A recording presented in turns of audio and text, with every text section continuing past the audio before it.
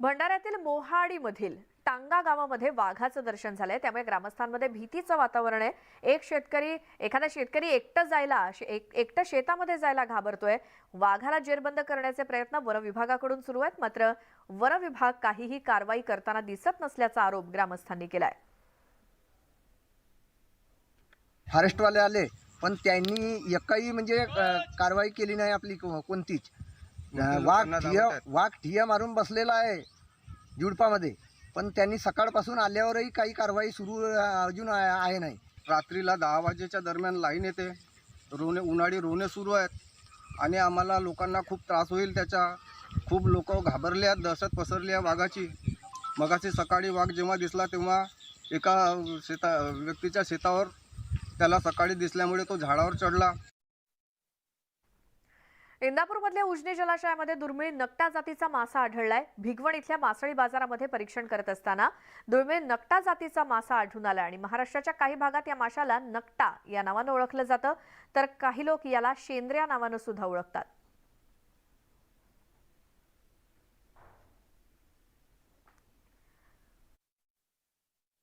आता जो आपल्याला हा नवीन मासा मिळालेला आहे नकटा जातीचा, तो मासा आजपर्यंत कधीही मिळालेला नव्हता।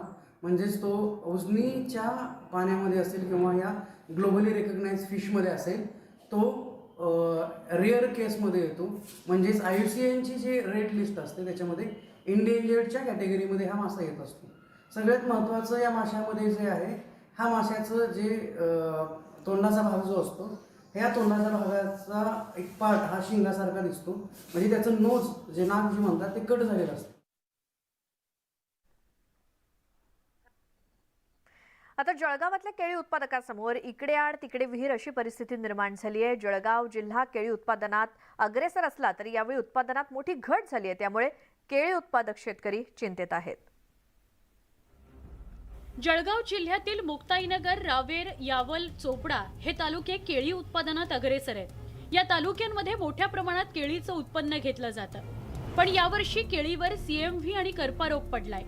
त्यासोबतच हवामानातला बदल, थंडी यांच्या एकत्रित परिणामानं केळी उत्पादनात यावर्षी मोठी घट झाली आहे। त्यामुळे केळी उत्पादक शेतकऱ्यांना तोटा सहन करावा लागतोय। रोगराई आल्यामुळे खूप उत्पन्न घटलेले आहे। त्या केळीवरती करपा आलेला आहे आणि त्या उत्पन्नामुळे खूप नुकसान झालेले आहे केळीचे। व्यापारी आमच्याकडून कमी भावात घेऊन जात आहे आणि मार्केटमध्ये भरपूर भावात विकत आहे, तरी शेतकऱ्यांना भाव मिळावा ही माझी नम्र विनंती। बाजारात केळीची आवक कमी झाल्याने केळीची डझनाची किंमतही 40 ते 60 रुपये झाली आहे, पण एवढे पैसे मोजूनही सुमार दर्जाचीच केळी मिळत असल्याचं ग्राहक सांगतायत। केले मिले 40 रुपए डजन केले मिले। बसावन में तो पहले बार ऐसा दिख रहा है कि केले के भाव इतना उरूज पे है। अब बसावल पूरा घूमने के बाद एक ही ठेला मिला। बसावल में केले का इतना शॉर्टेज चल रहा है, केले भी देखो, और केले भी जिस लायक केले चाहिए तो उस लायक केले भी नहीं है, आधे कच्चे आधे पक्के। तर केळी विक्रेत्यानंही मार्केटमध्ये केळीचं उत्पन्न कमी झाल्याचं सांगितलं। यहाँ भुसावल के अंदर अभी केले इतने महंगे हो चुके क्या माल मिलना बहुत मुश्किल हो रहा है। हमें आज भुसावल के अंदर केला हमको 250 रुपये जाली मिल रहा है, मतलब हमारी खरीद हुई जा रही है 30 रुपये दर्जन, 25 रुपये दर्जन। क्योंकि जलगांव ज़िले के अंदर अभी जो केला सप्लाई होता है, जैसा कि अभी केले का भाव चल रहा है 2700 रुपये कुंटल, 2200 रुपये कुंटल केला। एका बाजूला उत्पादन घटलं म्हणून शेतकरी चिंतेत आहे, तर केळी महाग मिळतात म्हणून ग्राहकांच्याही खिशाला झळ बसते। अशा दुहेरी संकटाची स्थिती केळी उत्पादनात अग्रेसर असलेल्या जळगावात पाहायला मिळते। याचा परिणाम आता उर्वरित महाराष्ट्रातल्या केळी व्यवसायावरही होण्याची शक्यता आहे। जळगावहून इम्तियाज अहमदसह ब्युरो रिपोर्ट, न्यूज 18 लोकमत।